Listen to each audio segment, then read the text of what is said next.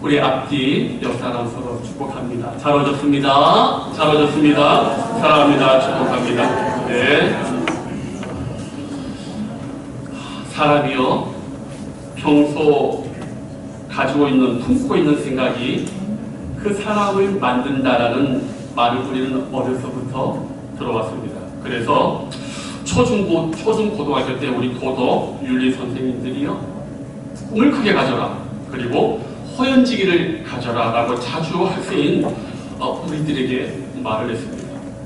최근에 저는요, 알베르 까뮈라는 사람의 인생을 들여다보고 정말 사람의 평소 생각과 추구하는 것이 그 인생에게 얼마나 중요한지를 제가 다시 한번 생각해 본 적이 있습니다.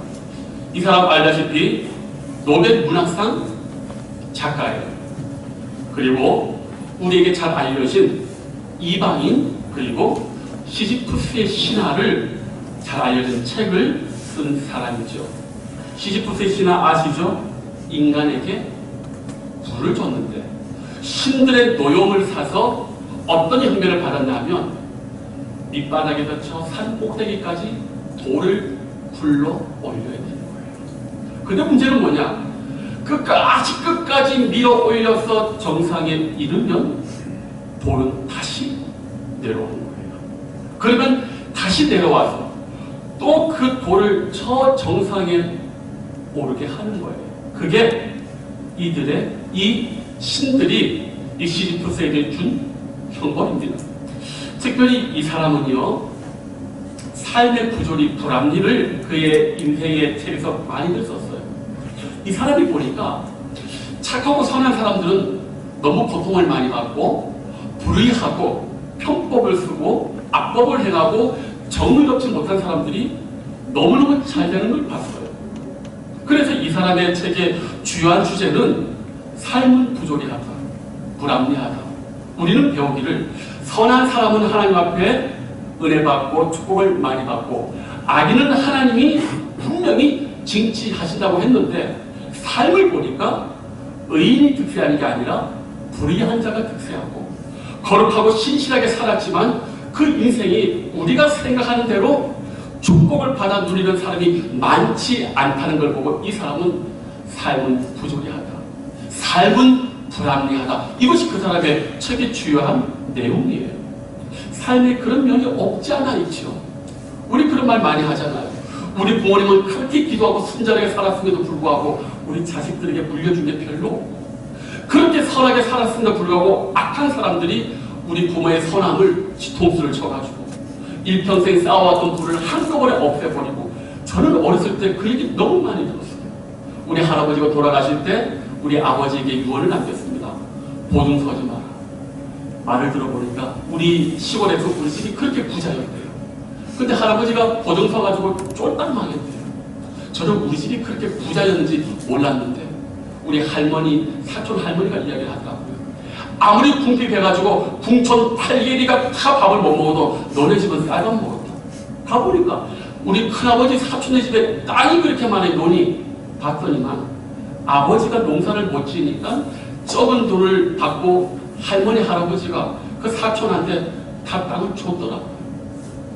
그런 걸 보면서 저는 참 억울하다. 우리 부모님이 조금만 좀 똑똑했다면 내가 이렇게까지 험악한 인생을 안 살았을 건데. 제가 말씀드렸습니까? 우리 시골에 아버님이 어장도 타시고 작은 배도 있었어요. 근데 태풍이 오면 방송을 합니다. 각자 모든 배를 저 모래사장 위에 올려놓고 그 뒷불이라고 합니다.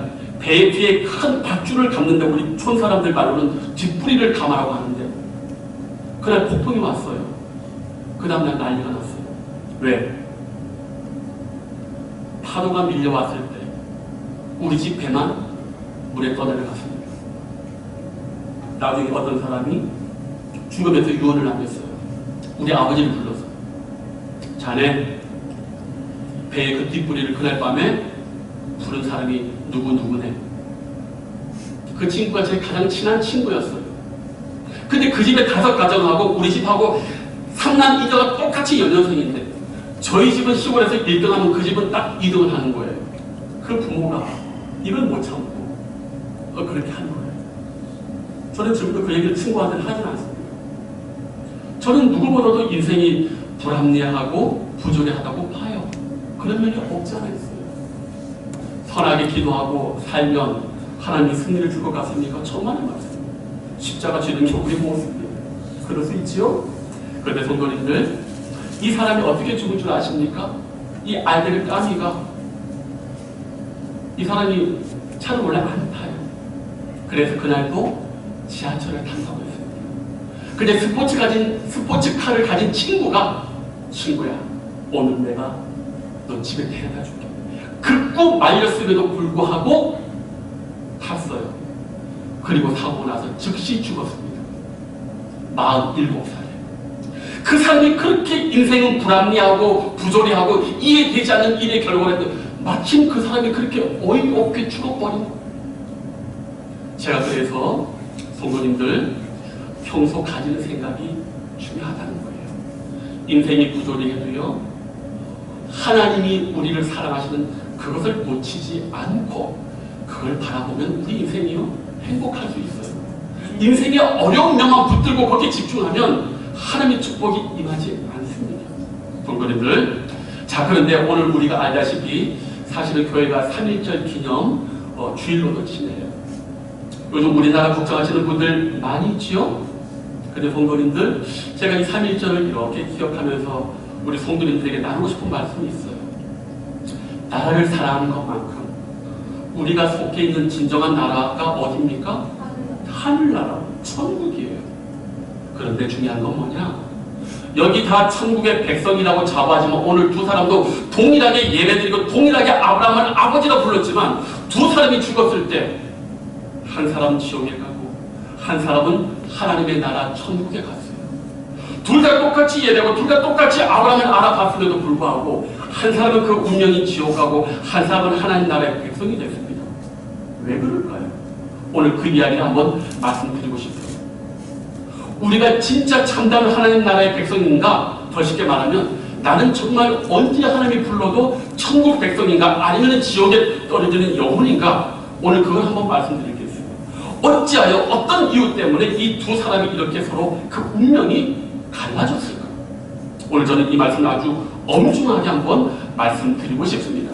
자, 우리 다 알다시피 이 말씀을 이렇게 보면 천국에 간 사람은 뭐 우리가 말할 필요가 없어요. 그런데 문제는 뭐냐? 천국에 간 나사로가 어떤 말도 하지 않아요. 이 말씀 보면. 그런데 부자가 자기가 천국에 가지 못한 이유를 자기가 스스로 이야기를 합니다. 이게 무서운 거예요. 자, 성도님 한번 볼까요?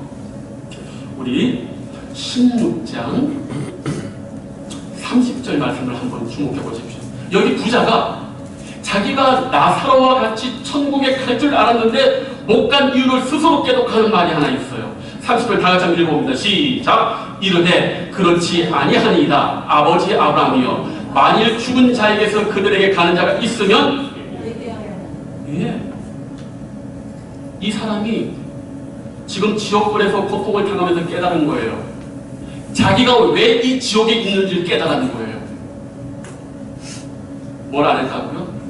자기 스스로가 신앙생활하고 종교생활을 했음에도 불구하고 자기 스스로가 살아생전에 회개하지 않았다는 걸 스스로 고백하는 거예요. 놀랍지 않습니까? 많은 분들이 이 말씀을 오해를 해요. 부자들이 지옥 간다고. 부자가 왜 지옥 가요? 부자 자체가 지옥 가는 게 아니에요.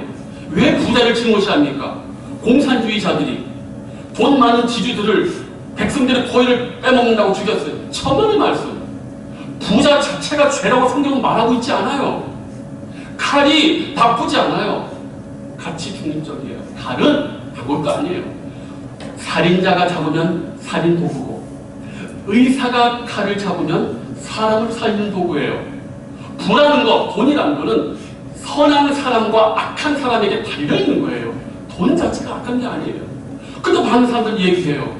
옛날에 삼성 창업주 고 이병철 회장이 죽기 직전에 신부에게 이해되지 않는 24개의 문제를 적어놓고 이걸 신부에게 보낼까? 이걸 목사에게 보낼까?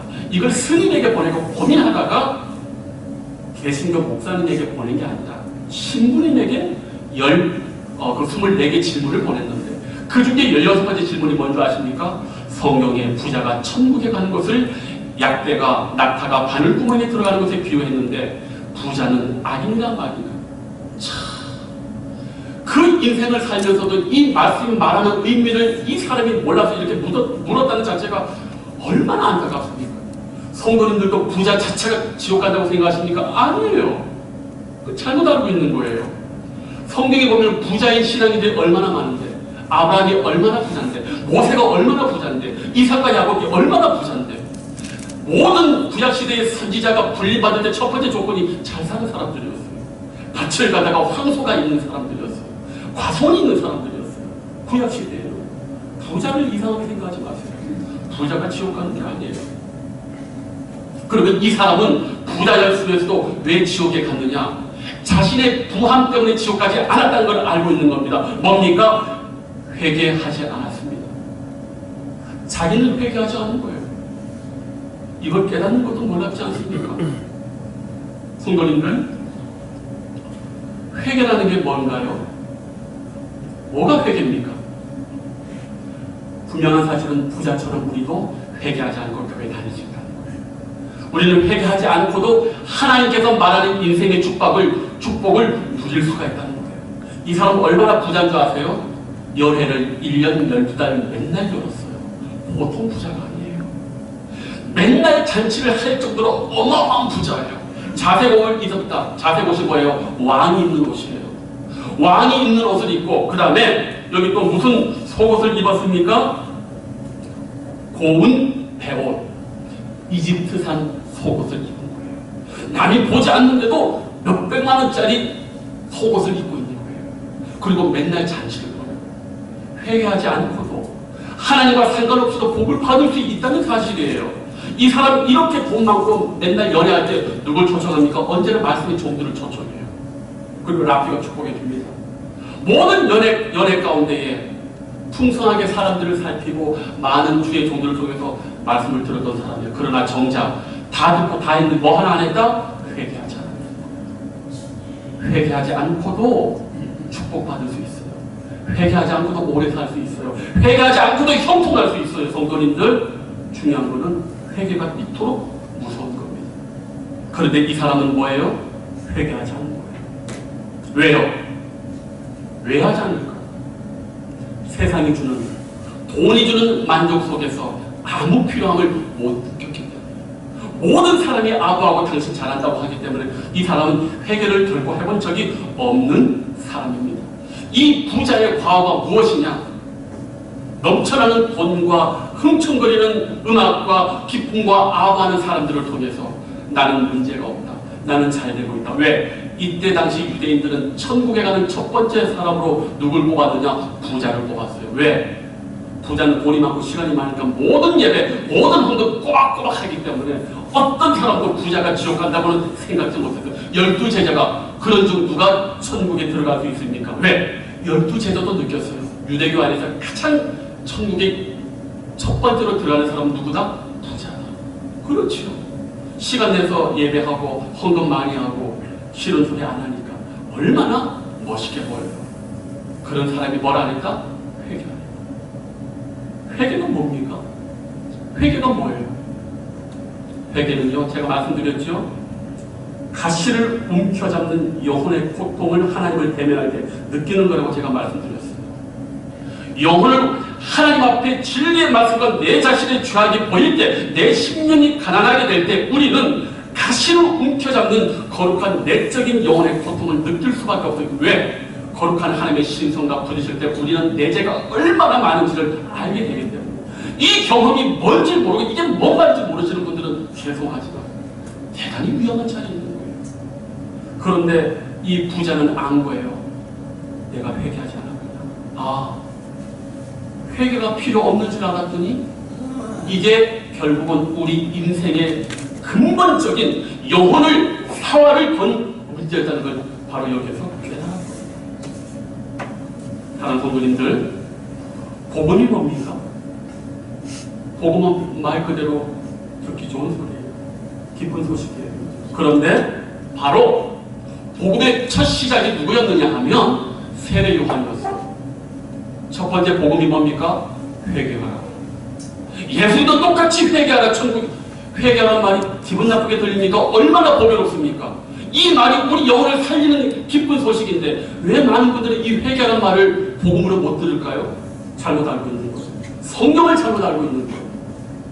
회개하라는 이 말처럼 우리 영혼을 보배롭게 하고 우리 영혼을 든든하게 하는 복스러운 말씀이 없는데 왜 이 말을 우리는 자주 쓰지 않을까? 얼마나 복됩니까? 정신을 박차게 하는 이 말씀, 우리 영혼을 든든하게 붙드는 이 말씀 아닙니까? 회개하라가 제일 사랑하는 말이에요. 심령이 그렇기 때문에 팔복의 첫 번째, 심령이 가난한 자가 되지 않으면 회개할 수 없기 때문에 그것이 첫 번째 예수님의 공식적인 말씀의 복이었어요. 본거인들 회개하는 영혼은 얼마나 복된지 몰라요.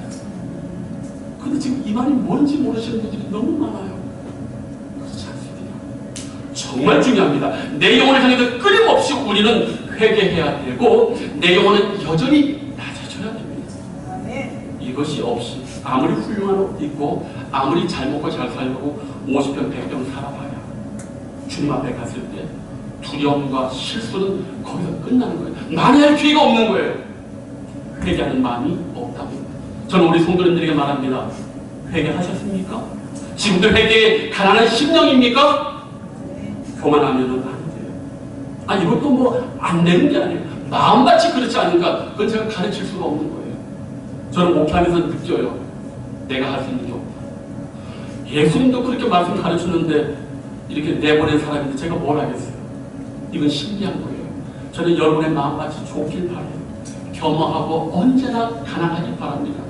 그러한 사람에게는 언제나 주의 말씀이 내 영혼을 붙잡고 나를 회개하고 주님을 붙들게 하니까 그것이 가장 행복한 여러분의 상태인 줄로 믿습니다. 자, 두 번째로 오늘 우리가 또 한번 살펴볼 게 있어요. 오늘 이 사람 보면 예수님께서 이 사람을 이렇게 고발하는 게 있어요.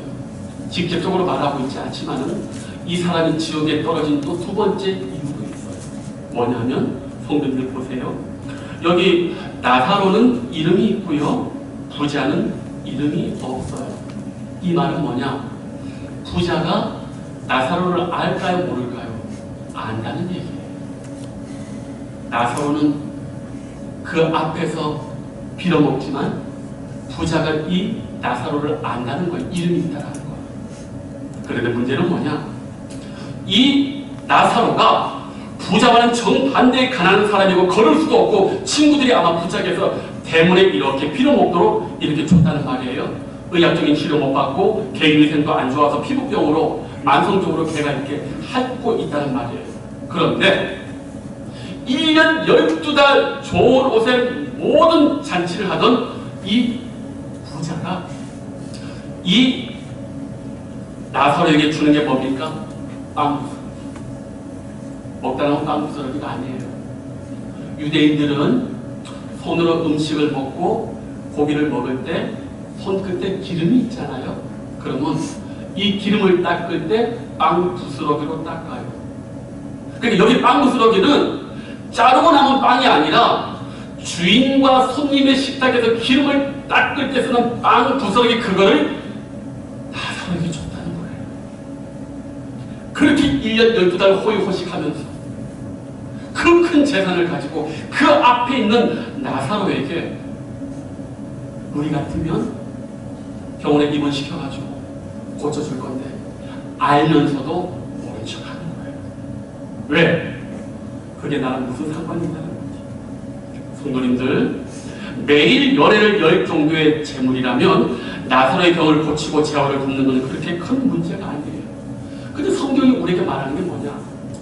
이 땅의 모든 부유함과 넉넉함은 하나님이 축복으로 너희에게 주시고 허락하시고 맡기신 건데 그 맡긴 것을 너 자신을 위해서 쓰는 것은 죄다라고 얘기를 합니다. 너에게 맡긴 그 재물을 이런 나사로와 같은 사람에게 증거하지 않고 돕지 않으면 그게 죄라는 거예요. 우리는 지금 도울 게 없어서 죄를 안 짓는 거잖아요. 그런데 만약에 하나님께 받은 재물이 많다. 그런데 그걸 가지고 사람을 돕지 않을 때 하나님은 그걸 죄 없다 하지 않는다는 거예요. 이 사람은 생각했습니다. 이 사람은 오늘 말씀 보면 적극적으로 죄를 지은 게 하나도 없어요.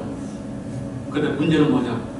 마땅히 해야 될 것을 소극적으로 안 했을 때 하나님 보실 그것이 가장 적극적인 영적인 죄라는 거예요. 오늘 우리들의 생각이 뭔지 압니까? 나는 눈에 보이는 죄를 안 졌어요. 나는 적극적으로 천만의 말씀. 당신이 해야 하고 당신이 마땅히 해야 할 그 일을 하지 않고 침묵했을 때 하나님은 그걸 죄로 본다. 오늘 많은 사람들이 이런 식이에요. 드러나지 않게 죄를 안 진 천만의 말씀. 마땅한 선을 알고도 획치 않는 게 뭐라고요? 죄로. 그걸 오늘 지금 하나님이 우리 예수님이 지금 이렇게 말씀하고 있는 거예요. 기독교인으로 산다는 거 쉽지 않아요. 그러나 주님의 은혜와 말씀의 깨달음을 받는 이 삶이 어렵지 않아요. 뭐 이거 안 하니까 어렵지. 해보세요. 기쁨이 넘쳐나요. 사랑하는 성도님들, 저는 정말 우리 인생이 하나님 앞에 날마다 내 영혼이 천국과 지옥 어디에 있는지를 기억했으면 좋겠어요. 또 하나 오늘 이 말씀에서 마지막으로 한번 우리 성도님들에게 제가 중요하게 한번 말씀드리고 싶은 말씀이 있어요. 성도들 여기 보시면 죽기 전이나 죽은 이후나 나사로와 부자의 인격의 상태가 똑같아요. 살기 전이나 죽은 후나 인격의 상태가 똑같다고요. 무슨 말입니까? 자, 이 부자가 지옥에 와보니까 자기의 5 형제가 걸린 거예요. 그런데 우리는 이 말씀을 읽을 때 이렇게 얘기해요. 24절 말씀 이렇게 보면은 아버지 아브라함이 나를 긍휼히 여기사 나사로를 보내주십시오. 28절에 자기 형제들에게 나사로를 보내주십시오. 이게 좋게 느껴지죠. 한국의 주석학자들은 이런 얘기를 안 쓰는데 외국의 이 성경학자들은 이 말씀을 피면 다 똑같이 무슨 얘기 하는 줄 아십니까? 이 사람은 살아생전에 사람 부리던 그걸 하나도 버리지 않았다는 거예요. 왜? 살아생전에도 사람들 부렸잖아요. 지금 지옥에서 지금 천국의 높은 자리에 아브라함 품에 지금 나사로가 높은 권위 있는 걸 보면서도 여전히 부리는 거예요. 여전히 보내라는 거예요. 자기 처지를 모르고. 이게 뭔 말입니까? 지금 우리 이 모습이 우리의 구원을 그대로 결정짓는 거예요. 지금 여기서 회개한 영혼이 아닌데 죽어서 천국에서 자연스럽게 천만의 말씀이에요. 더 놀라운 게 뭔지 아십니까? 살아있을 때도 나사로는 말 한마디를 안 했어요. 그런데 지금 오늘 이 말씀 보면은 아브라함과 부자만 이야기지 나사로는 영광의 자리에 아브라함이 여전히 말하고 있지 않아요. 뭔 말이에요? 살아서나 죽어서나 나사로의 인격이 그대로고 부자의 인격이 똑같은 거예요. 그래서 우리 예수님이 현재의 우리의 구원은 벌써 다 결정났다고 하는 얘기예요. 우리 이대로 천국 가고 우리 이대로 어떤 사람은 지옥 가는 거예요. 주님 오셔서 천국 가면 많이 변한다고요. 천사 된다고요. 천만의 말씀. 지금 회개하고 주님을 따르지 않는 영혼은 천국 갈 수가 없어요. 바로 여기서 우리 영혼의 인격이 그대로 옮겨지는 거예요.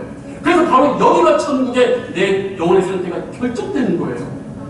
앞으로 더 열심히 잘 믿어서 천국 백성되겠다. 천만의 말씀이에요.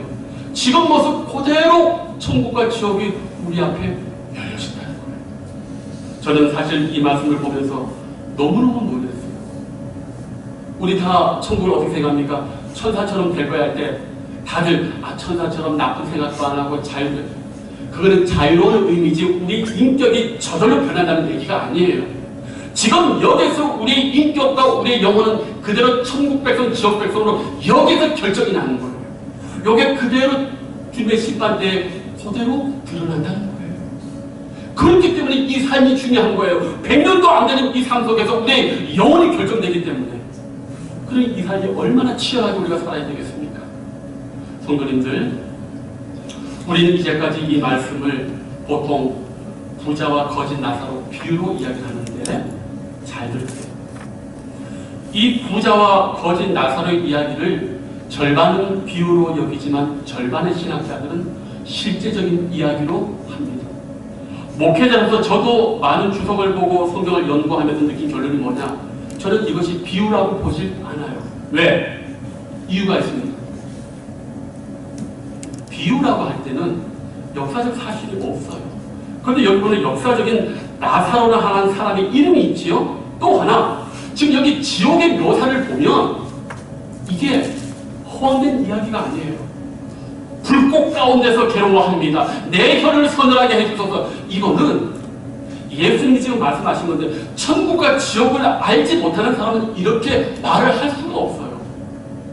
저는 그래서 이것이 주님께서 성자 예수님이 친히 천국과 지옥을 아시는 분이 정확하게 이 말을 하셨다고 보고 저는 이것을 비유로 보지 않아요. 왜? 우리 예수님이 참 그런 말씀 하지 않습니까? 내 오른쪽 눈을 범죄하면 오른 눈을 빼서, 내 오른손이 범죄하면 오른팔을 잘라라. 왜? 그 몸으로 불타는 지옥에 들어가지 말라고 하잖아요. 그런데 그 명확한 말씀이 오늘 여기 나오는 거예요. 얼마나 여기가 뜨거운 불꽃 아래 있는지 정확하게 묘사하고 있지 않아요. 비유는 이렇게 묘사 안 해요. 아주 강렬하게 세밀하게 묘사하고 있어요. 다른 성도님들, 우리 성도님들은 천국 백성 맞습니까? 회개하는 심령이 되지 않으면 스스로 속아 버릴 수 있어요. 이 부자처럼. 이 부자는 정확하게 말합니다. 회개합니다. 그러면 하는 말이 이거예요. 모세와 이때 이 아브라함이 하는 말이 이겁니다. 모세와 선지자들에게 듣지 아니하면 이게 뭔 말이에요? 성경 말씀을 통해서 회개하지 않는 영혼은 어느 누가 부활해서 돌아가도 믿지 않는다는 거예요. 이적과 기사가 아니라 하나님의 말씀에 반응하지 않는 영혼들은 어떤 것으로도 백약이 무효하다는 거예요. 성경을 믿습니까? 그래서 말씀에 목숨 거셔야 돼요. 하나님 말씀에 여러분의 영혼을 거셔야 되는 거예요. 남 걱정하지 마세요. 남은 내가 걱정 안 해도 잘 살아요. 집도 없는 사람들이 꼭 저기 부자들 걱정하더라고요. 참 이상하지. 우리 다 옛날 그렇잖아요. 삼성이 삼성 안 망해요. 삼성이 왜 망해요? 내가 망하고 있다고 하지. 성도님들, 나라는 하나님이 지켜주실 거예요. 우리 하나님의 은혜가 있습니다. 중요한 건 내 영혼은 내가 하나님의 은혜 아래 붙들게 되는 겁니다. 바로 지금 회개하는 심령, 주님을 붙드는 심령으로 여러분 천국 백성 됨을 여러분 확건히 붙드시길 주님의 이름으로 축복합니다. 기도하겠습니다. 아버지 하나님 감사함을 드립니다. 오늘 우리는 부자와 거지 나사로 이야기를 통해서 천국 백성과 지옥에 가는 백성이 어떻게 나뉘어지는지를 오늘 살펴보았습니다. 주여, 이 부자는 깨닫습니다. 자신이 회개하지 않은 채 예배하고 헌금하고 봉사했다는 사실 앞에 그는 깨달았습니다. 주여, 심판의 자리에 있기 전 바로 오늘 우리가 더욱더 깨닫고 가난한 심령으로 더욱더 주님 앞에 통회하고 차복하고 회개하는 겸한 마음을 허락하여 주시옵소서. 감사하고 예수님의 이름으로 기도하옵나이다. 아멘.